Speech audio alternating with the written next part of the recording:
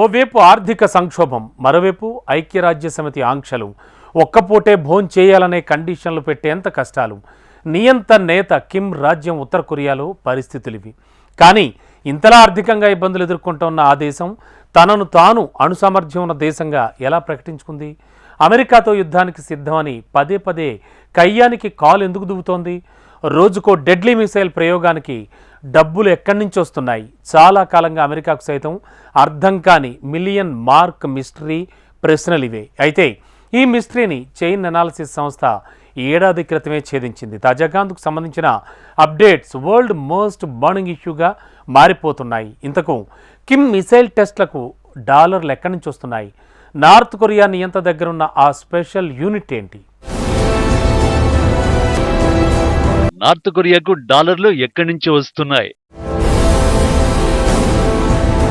కష్టాలలోనూ అణు ప్రయోగాల వెనుక సీక్రెట్స్ ఏంటి? కిమ్ ఆధీనంలోని ఆ స్పెషల్ యూనిట్ ఏం చేస్తుంది?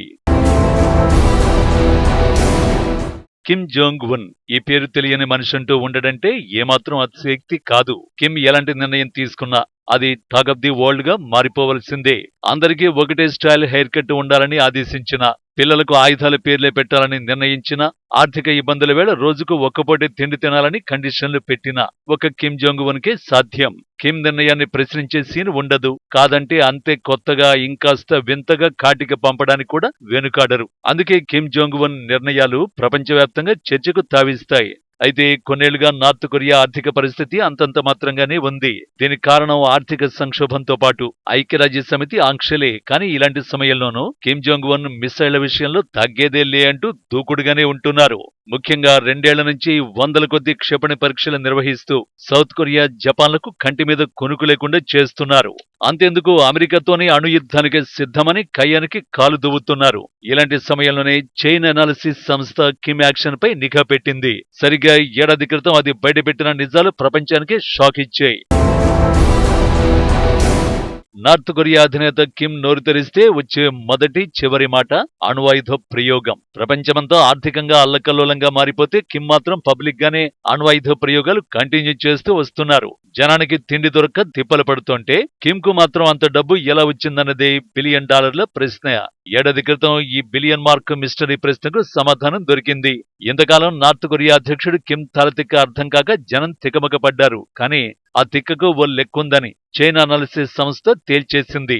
ఆర్థిక సంక్షోభంలోనూ ఉత్తర కొరియా మిలియన్ల డాలర్ల అణు పరీక్షలు నిర్వహించడానికి అసలు కారణం సైబర్ దోపిడీగా తేల్చి చెప్పేసింది. దీనికోసం కిమ్ జోంగ్ ఉన్ ఏకంగా వందల సంఖ్యలో సైబర్ నేరగాళ్లను నియమించినట్టు తెలుస్తోంది. అప్పట్లో చైన్ అనాలిసిస్ బయటపెట్టిన ఈ రహస్యం అగ్రరాజ్యం అమెరికాను సైతం విస్తుపోయేలా చేసింది. నిజానికి ఉత్తర కొరియాపై అమెరికా ఆర్థిక ఆంక్షలు కొనసాగుతున్న వేళ నిధుల కోసం కిమ్ సర్కార్ క్రిప్టో కరెన్సీని వినియోగించడం మొదలుపెట్టింది. ఈ క్రమంలోనే ఇన్ని ఆంక్షల మధ్య ఆ దేశం ఎలా నెగ్గుకొస్తోందన్నదే ఇప్పటి వరకు సస్పెన్స్ గా ఉంది.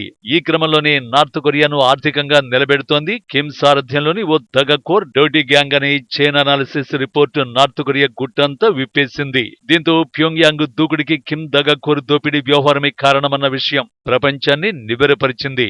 ఆంక్షల సంఖ్యల మధ్య కూడా ఉత్తర కొరియా నెగ్గుకొస్తోందంటే ఆ రహస్యం క్రిప్టో క్రైమ్ దేనని చైన్ అనాలిసిస్ తేల్చి చెప్పడం అమెరికాకు షాక్ ఇచ్చింది.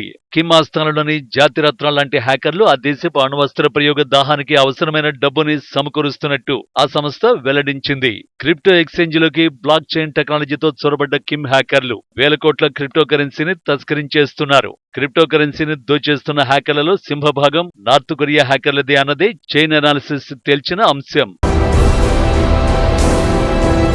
2023 మొదట్లో కిమ్ జాతిరత్నాలు కొల్లగొట్టిన మొత్తం సంపద ఎంతో తెలుసా?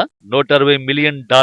మన కరెన్సీలో అక్షరాల 13.9 వేల కోట్ల రూపాయలు. అదే 2022లో కిమ్ హ్యాకర్లు మొత్తం $1.7 బిలియన్ విలువైన క్రిప్టో కరెన్సీ దోచుకున్నట్టు చైన్ అనాలిసిస్ నివేదికలో వెల్లడైంది.